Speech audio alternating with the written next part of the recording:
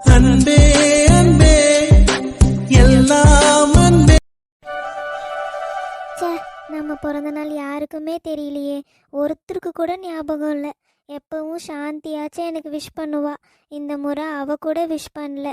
யாருக்குமே என் மேலே அக்கறையே இல்லை. மாமா கூட மறந்துட்டாரே, மாமாவாச்சும் ஞாபகம் வச்சிருப்பாருன்னு பார்த்தேன்.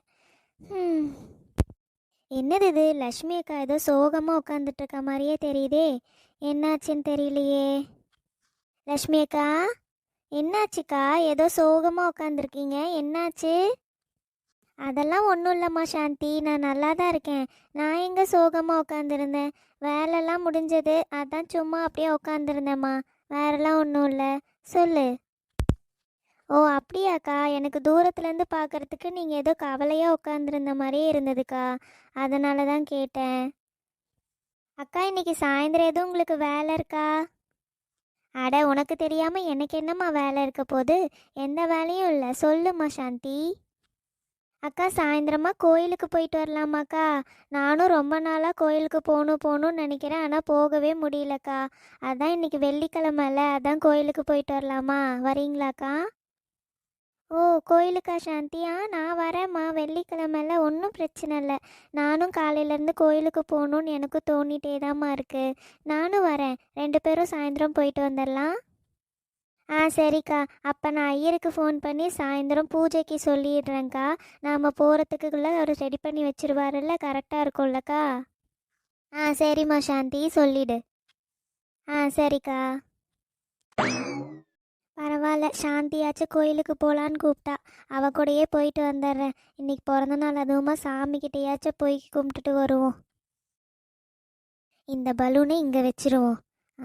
இப்போ தான் கரெக்டாக இருக்குது.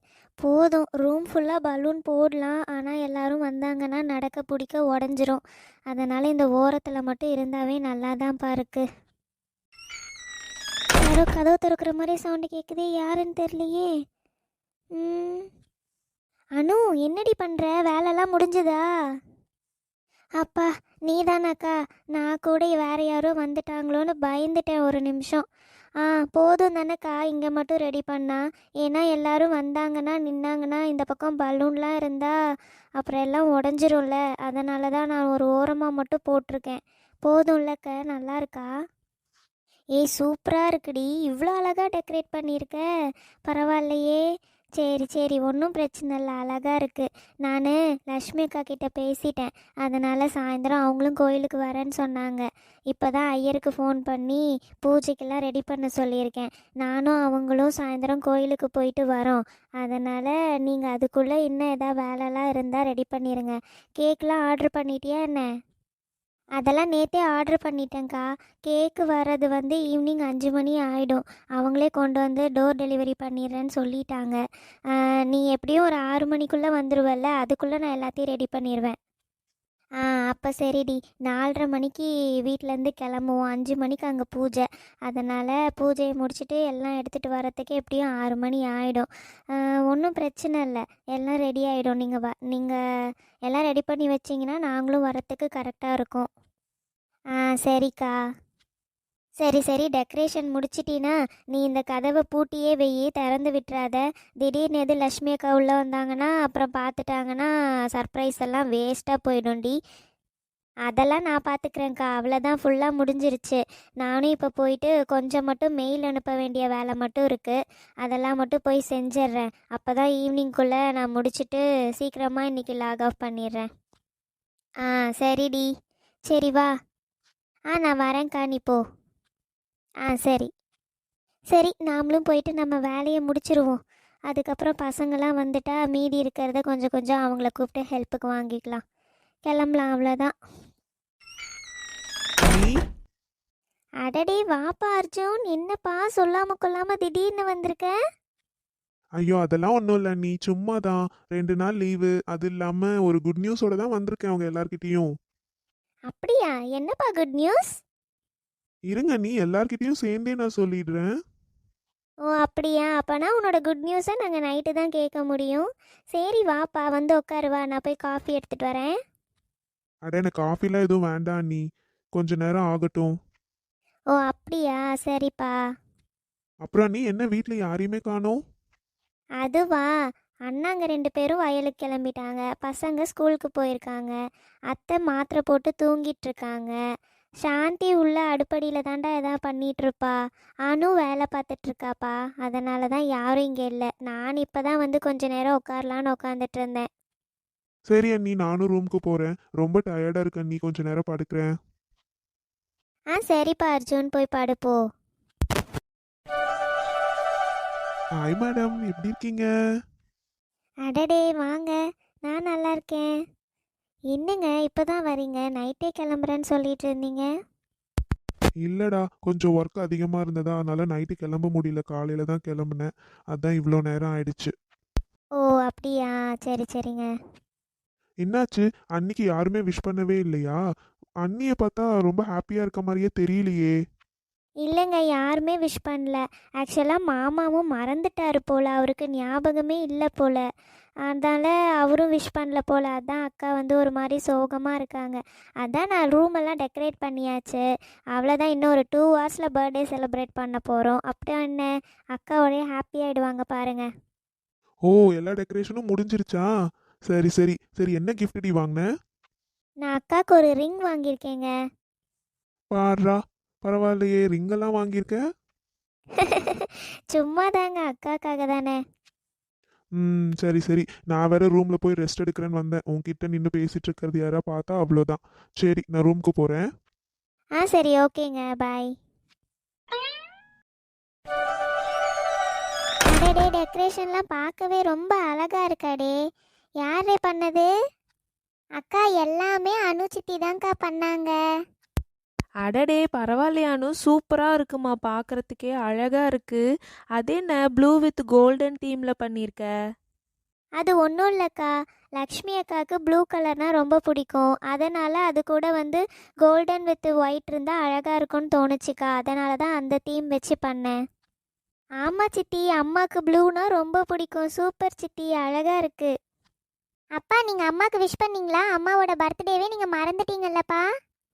அட ஆமாம்மா கண்ணு, எப்பயும் உங்கள் அம்மா என்னை கோயிலுக்கு கூப்பிட மாட்டா. இன்னைக்கு என்னமோ வந்து கோயிலுக்கு போயிட்டு வரலாமாம்மா, வரீங்களான்னு கூப்பிட்டா.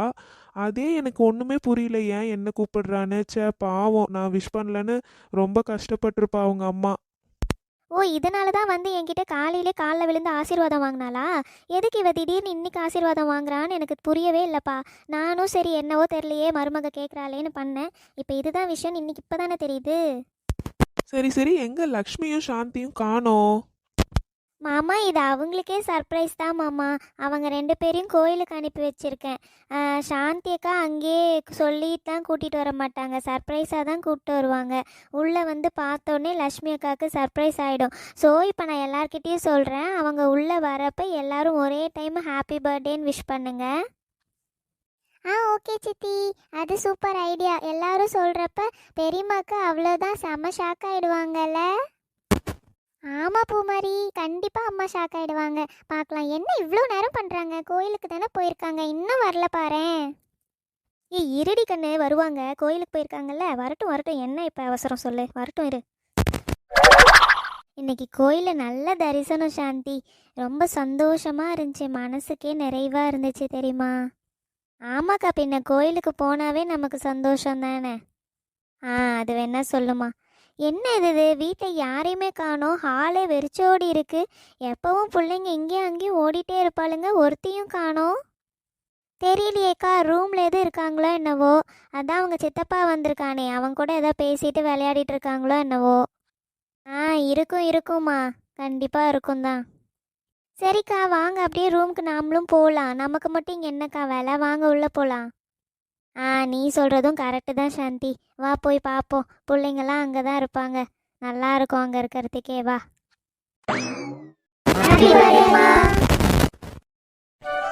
என்னம்மா இதெல்லாம்?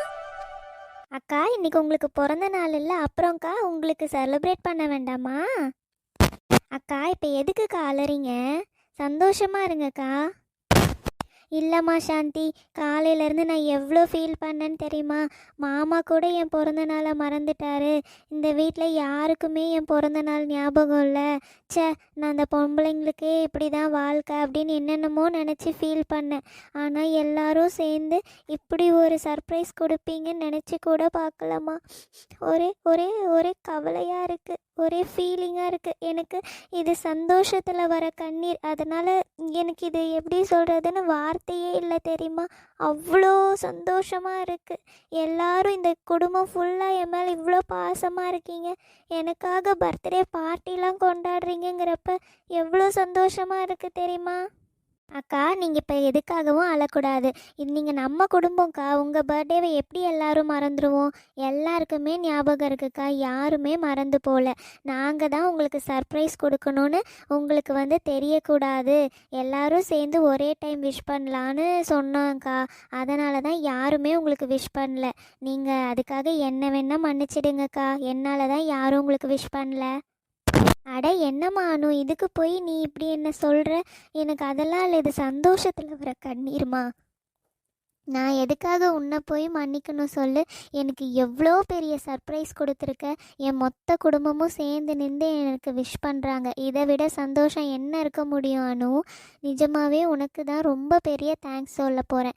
மாமா கூட என் பிறந்த நாளை மறந்துட்டாருன்னு நான் எவ்வளோ ஃபீல் பண்ணேன் தெரியுமா? ஆனால் இப்போ மாமாக்கும் மறக்கலை, யாருமே என் பிறந்த நாளை மறக்கலை, எல்லாருக்கும் ஞாபகம் இருந்துச்சுன்னு தெரிகிறப்பே எனக்கு ரொம்ப சந்தோஷமாக இருக்குமா. ச்சே, லக்ஷ்மி என்னை இன்னும் நம்புறாளே. நான் எல்லாம் மறந்துட்டேன்னு தெரிஞ்சா அவள் ரொம்ப ஃபீல் பண்ணுவா போலையே. என்ன பண்ணுறது? அட, உங்கள் பிறந்தநாள் எப்படிக்கா மாமாவுக்கு மறந்துடும்? மாமாக்கெல்லாம் ஞாபகம் இருந்துச்சுக்கா. நாங்கள் தான் மாமாக்கிட்டேயும் விஷ் பண்ணக்கூடாதுன்னு சொல்லி வச்சுருந்தோம். அதனால தான் மாமாவும் உங்களுக்கு விஷ் பண்ணல தெரியுமா? நீங்கள் மாமாவெலாம் எதுவும் தப்பாக நினைக்காதீங்கக்கா. மாமா போய் உங்கள் பிறந்தநாளை மறந்துடுவாரா சொல்லுங்கள்? அதானே, என் மாமா போய் என் பிறந்த நாளை மறப்பாரா? அப்போவே எனக்கு டவுட் இருந்துச்சு. இப்போ தான் சந்தோஷமாக இருக்குப்பா எனக்கு. சரிக்கா, வாங்க பர்த்டே கேக் கட் பண்ணுங்க வாங்க. ஆ, சரிம்மா. பிறந்த நாள் வாழ்த்துக்கள் டி என் பொண்டாட்டி. தேங்க்ஸ் மாமா. சரி வா, கேக் கட் பண்ணுவா. நீங்களும் வாங்க மாமா. வரேன் வா.